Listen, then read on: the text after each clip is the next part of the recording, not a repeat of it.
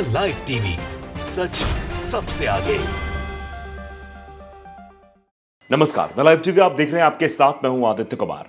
Israel और Hamas की जंग में इजराइल को एक बड़ा झटका लगा है। वैसे झटके तो रोजाना लग रहे हैं, लेकिन जो नया झटका लगता है वो बड़ा झटका लग जाता है। ऐसा बताया जा रहा है कि बेंजामिन नेतन्याहू के भतीजों को भी हमास ने निशाना बनाया है, यानी भतीजे की मौत हो गई है। यह खबर अब पूरे तरीके से फैल गई है।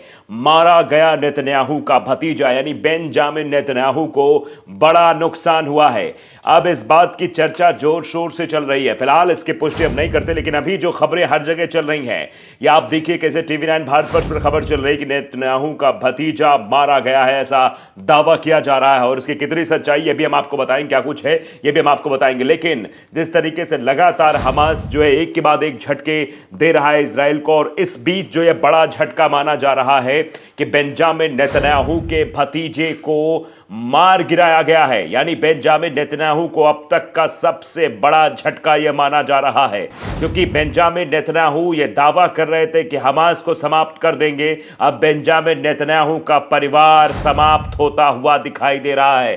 बेंजामिन नेतन्याहू का क्या होगा, यह सवाल पहले से ही मतलब हमास और इजराइल के जंग के बीच गूंज रहा था।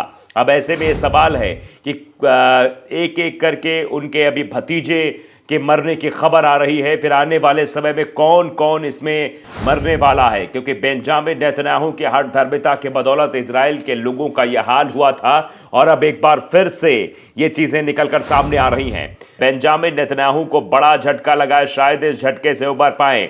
हमास ने पूरी तरीके से तहलका मचा रखा है। अल कसम ब्रिगेड की बात करें, उधर हिजबुल्लाह लगातार लेबनान से अटैकिंग मोड में जारी है, यानी दो तरफा लड़ाई इजराइल लड़ रहा है। इजराइल किधर नजरें गड़ाएगा? अगर गाजा पट्टी की तरफ नजर गड़ाता है तो हमास से टकराना पड़ रहा है उसे, और हमास के सैनिक एक एक बार में लड़ाके जो है वो आईडीएफ के सैनिकों को धूल चटा रहे हैं, उनके टैंकों को तबाह कर रहे हैं। अल कसम ब्रिगेड ने 96 टैंकर्स तबाह कर दिए। इससे आप अंदाजा लगा सकते हैं कि वो किस तरीके से काम कर रहे हैं।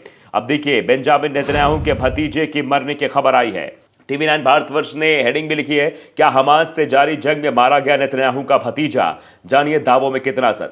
गाजा में जारी युद्ध को लेकर यह दावा किया जा रहा है कि जंग में नेतन्याहू के भतीजे यायर नेतन्याहू की मौत हो गई है। तुर्की के अखबार ने इसका दावा किया है। वहीं गाजा में हमास और आईडीएफ के बीच लगातार अभी हमला चल रहा है। तो हम ये साफ तौर पर देख सकते हैं कि भारी नुकसान हुआ है।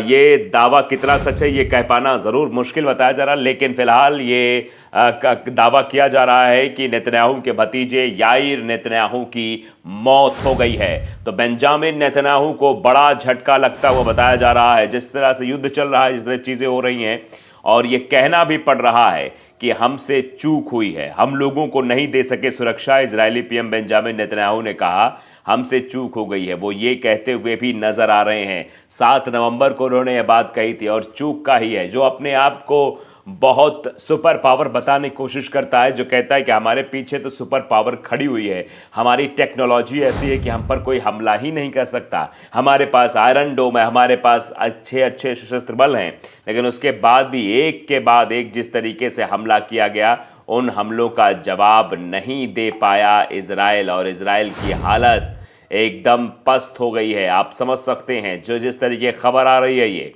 वो खबर अपने आप में रोंगटे खड़े कर देने वाली है। बेंजामिन नेतन्याहू के नीचे, पैरों के नीचे तले ज़मीन खिसक जाएगी।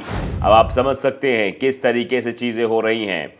अब ये देखिए, रिपब्लिक भारत की तरफ से भी एक हेडलाइंस आई है कि हमास की खैर नहीं, गाजा पट्टी मारा गया इजरायली पीएम नेतन्याहू का भतीजा। रूसी मीडिया के दावे से हड़कंप मच गया है। आप समझिए किस तरीके के दावे हो रहे हैं।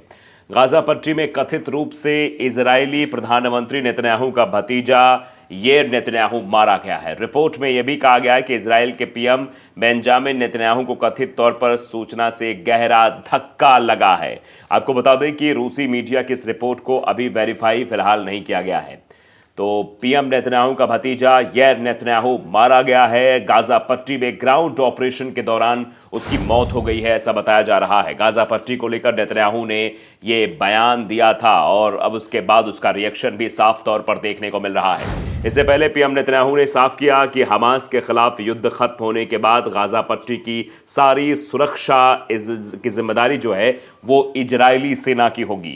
उन्होंने कहा, मुझे लगता है कि गाजा पट्टी की समग्र सुरक्षा जिम्मेदारी अनिश्चित काल के लिए इजराइल की होगी, क्योंकि हमने देखा है कि जब हमारे पास ये नहीं होता तो क्या होता है। जब हमारे पास सुरक्षा जिम्मेदारी नहीं थी तो हमास ने इतने बड़े पैमाने पर आतंक मचाया जिसकी हम पहले कभी कल्पना भी नहीं कर सकते थे। आपको बता दें कि अभी ये साफ नहीं है कि नेतन्याहू किस स्तर की सुरक्षा की बात कर रहे हैं। हालांकि उन्होंने पहले ये स्पष्ट जरूर कर दिया है कि इजराइल गाजा पट्टी पर कब्जा नहीं करना चाहता है। तो फिर आखिरकार ये क्यों कर रहा है इजराइल? ये ज़रूर पक्षधर बातें मीडिया की तरफ से भी कही जा रही हैं, लेकिन जब उसका गाजा पट्टी से कोई मतलब नहीं तो गाजा पट्टी पर लगातार बम क्यों बरसा रहा है? क्यों वो गाजा पट्टी पर फिर से अपना कब्जा प्राप्त करने की बात कह रहा है? आप जानते हैं कि इजराइल ने फिलिस्तीनियों की ज़मीन पर कब्जा किया, उनके धर्म के विरुद्ध बातें बोली गई, किस तरीके से इजरायलियों ने उनको प्रताड़ित किया। ये जो चीज़ें हैं वो शायद चीज़ें अब इसका रिएक्शन जो है वो 7 अक्टूबर को देखने को मिला था। वहीं इजरायली सेना ने कहा कि गाजा पट्टी 2 हिस्सों में बांटने की चाल के कारण अब हमास का वहां पर कंट्रोल स्थापित करना मुश्किल हो जाएगा। हमने सोमवार को रात भर में हमास के 450 से ज़्यादा ठिकानों पर हमला किया है। वहीं सेना के प्रवक्ता लेफ्टिनेंट रिचर्ड हेक्ट ने कहा कि हमने गाजा पट्टी को चौतरफा घेरने की प्रक्रिया को पूरा कर लिया है, जिसके बाद गाजा पट्टी के उत्तर और दक्षिण में हमास की कमर तोड़ने का काम किया गया है और ये काफ़ी अच्छी रणनीति भी साबित हुई है। ये नज़दीकी शहरी युद्ध है, वहाँ बहुत सारी पैदल सेना भी काम कर रही है। ये बात इसी तौर पर कही गई है, पैदल सेना काम कर रही है, लगातार हम युद्ध कर रहे हैं, युद्ध करके चीज़ों को समृद्ध करने की कोशिश कर रहे हैं। लेकिन आप समझिए कि जिस तरीके से ये खबर आ रही है कि नेतन्याहू का भतीजा मारा गया है, तीसरी जंग नाम के एक हिंदी दैनिक अखबार, इसमें भी ये खबर जोर शोर से सामने आ रही है कि मारा गया है नेतन्याहू का भतीजा। अभी अभी नेतन्याहू का भतीजा कैप्टन यार एदाऊ नेतन्याहू हमास के हमले मारा गया। इजरायली सेना का दावा, गाजा पट्टी को 2 हिस्सों में बांट दिया गया है। गाजा में जारी ज़मीनी जंग में इजराइल को बड़ा नुकसान हो रहा है। एक तरफ तो इजराइल अपने कामयाबियां गिनाते नहीं थक रहा है, वहीं इजराइल सैनिकों की मौत का आंकड़ा हर रोज बढ़ता जा रहा है।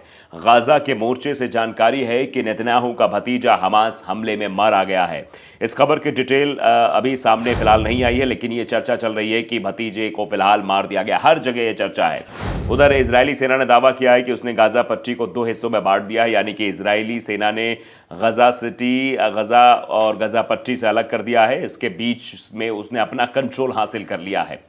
इसका मतलब हुआ कि अब वो गाजा और गजा सिटी पर आसानी से कार्रवाई कर सकेगी। इजराइल का कहना है कि उत्तरी गजा में उसने काफ़ी अहम हमले लॉन्च किए हैं। रिपोर्ट्स के मुताबिक रविवार को उत्तरी गजा में बड़े पैमाने पर हमले और एयर स्ट्राइक किए गए हैं। इजरायली सेना ने कहा कि आईडीएफ ने गजा शहर को चारों ओर से घेर लिया है और उसे उत्तरी और दक्षिणी गजा में बांट दिया है। इजरायली सेना गजा में भूमध्य सागर के तट पर पहुंची है। इजरायली अभी भी उत्तरी गाजा और गजा शहर के निवासियों को दक्षिण की ओर जाने के लिए एक कॉरिडोर दे रहा है।